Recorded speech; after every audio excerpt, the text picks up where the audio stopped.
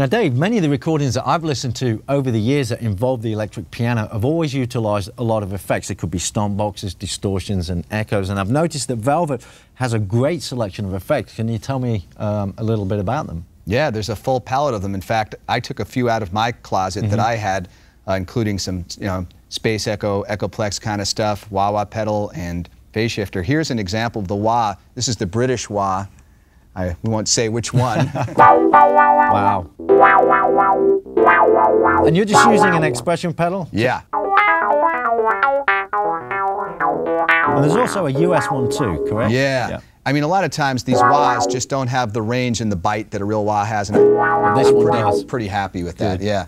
The next thing I want to show you is here's a phase shifter that we took out of my storage closet, and it's got a pretty distinctive sound. It's a certain one that has a biphase thing attached to it.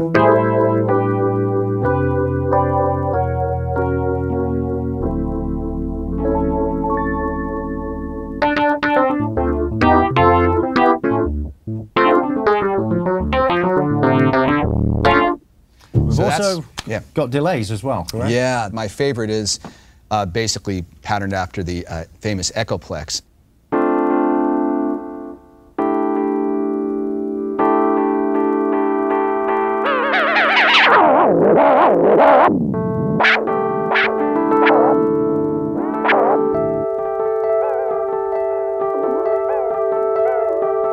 Very vibey. Very performance-oriented. And I can put on the phase shifter with that.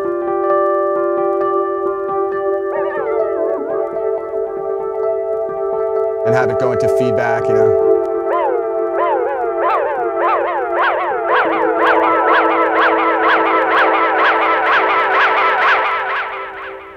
There's several different distortion settings as well, and ring modulation. Here's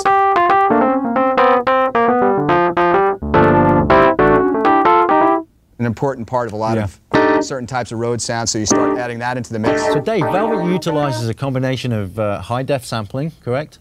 And dynamic modeling. What are some of the advantages to this technology? Well, compared to some other instruments, the first thing that's really cool is that you don't have to have a lot of samples streaming off of disk. And it basically can be held in RAM, and that's great because it doesn't trade off against what your disk needs to do for disk tracks. Right, so you're getting more performance out of and you're still getting that super high sound quality.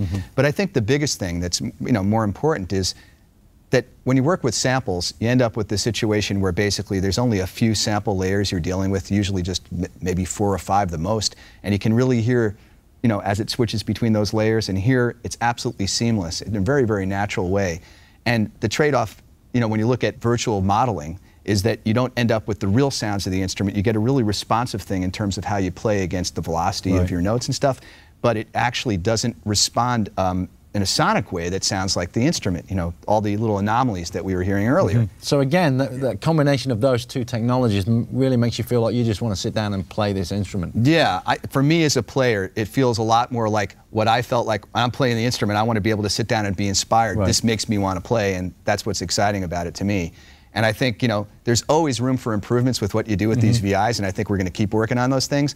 But the bottom line is, to me, this really comes closest to what I've been hearing, To the real thing. Yeah, having grown up with them.